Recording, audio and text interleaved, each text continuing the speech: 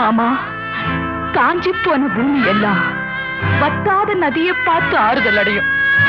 அந்த நதியே காஞ்சி போயிட்டா துன்பப்படுறவங்க எல்லாம் அவங்க கவலைய தெய்வத்துக்கிட்ட முறையிடுவாங்க.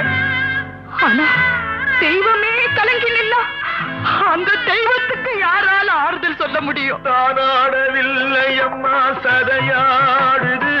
அது தந்தை என்றும் பிள்ளை என்றும் விளையா